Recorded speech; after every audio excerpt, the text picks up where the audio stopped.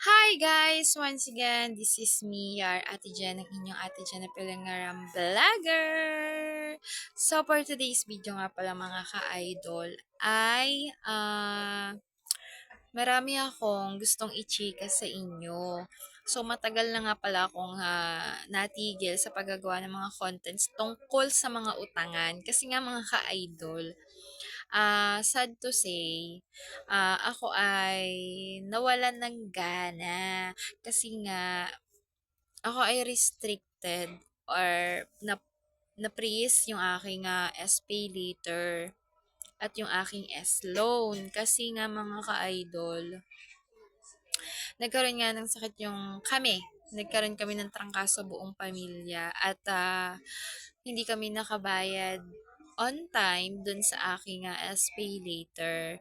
At yun na nga, alam nyo ba na dismaya si Orange Basket kasi once na hindi ka na nakabayad sa iyong SPay later ay hindi ka na niya pauutangin. So, pahinga ka sa pautangan niya.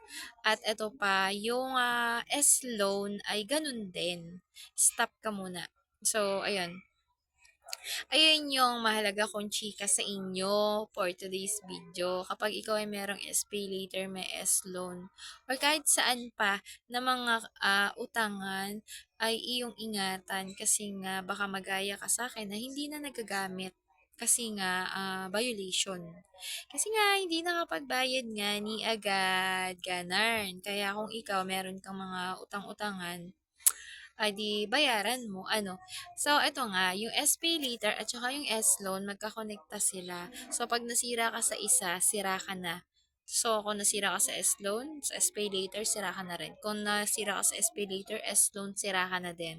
So, dito ko naman ipapasok ang ating purple basket, ang ating last So, ayan na nga.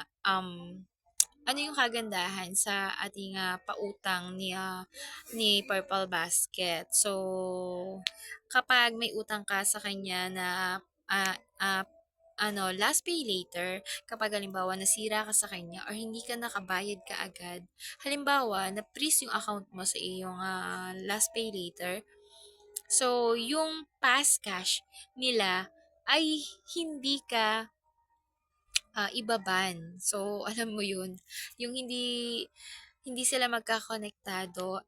Halimbawa nga, nasira ka dito sa last pay later mo,